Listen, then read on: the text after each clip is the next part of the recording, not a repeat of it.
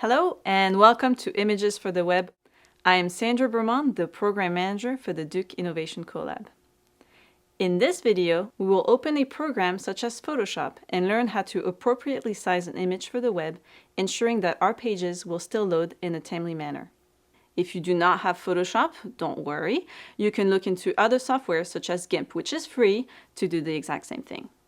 Alright, so we have opened Photoshop, and the first thing to do is to get this image that we want to save for the web. So first, you're going to want to open your image. So here we go. Here is my image that I downloaded from Unsplash, and I'll just open that up. Okay, wonderful image right here. And just to show you, I want to show you how big the image is. So I'm going to click here on image size just to give you a little idea.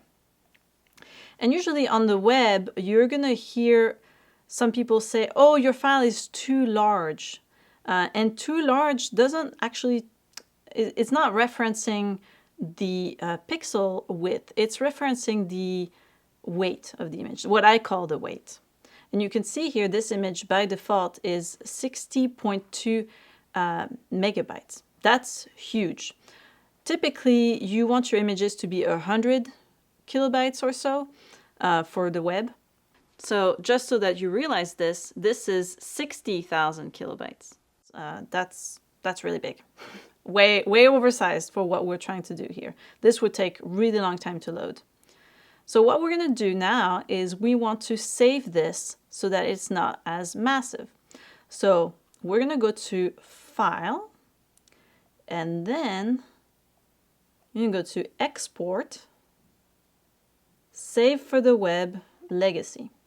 And that's going to open a pop-up. Here we go. And you see here, the default on this computer is set to GIF. So we're going to change the format. So on the right, we have the format, and you're going to want to do JPEG. Okay. And we can see the size right here. Now, as you can see, the size is much lower than what we saw a minute ago. And that's because the quality has been set to 60 on this particular computer. Now, that's still too big. So there are two things we can do. The first thing is we can reduce the image size, as in the width and height of the image. And I strongly recommend that you start there. Typically, the biggest computers nowadays are like, I'll say around 2,500 pixels wide. So this is, almost double, more than double that. So way too big. And most computers are actually going to be around 1920 pixels wide or lower. Like if you have a laptop, for example, it's likely to be smaller than that. So typically, I'll put my images at 1920 pixels wide. And then you can click wherever you want, and that's going to reduce. And here we go. We see now that this file is at 620 kilobytes now instead of megabytes, right? We're still a little too high in the scale here, so we're going to reduce the quality. So you go back to quality up here, and you're going to change that. And as we go down, you can see that the number for the weight of the image is reducing as well. But we would have to go quite low for this particular image. We would have to go quite low in quality to get to our target. Even at 10 quality out of 100, we're still a little over the target. So there are two options here.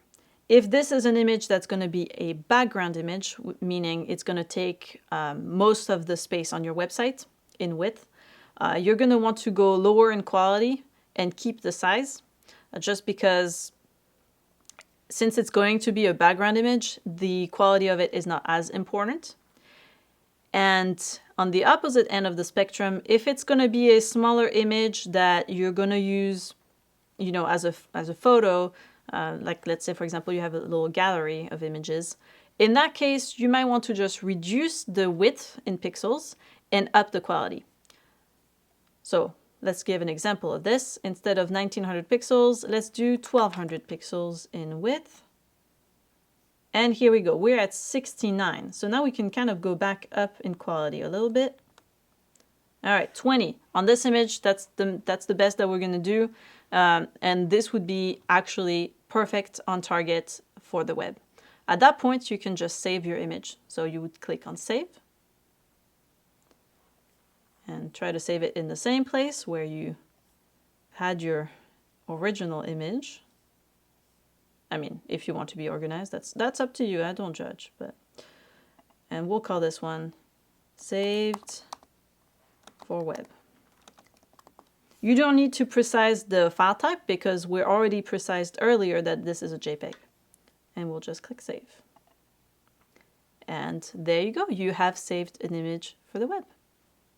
To learn more about web design or to sign up for a class, please visit the Colab website at colab.duke.edu.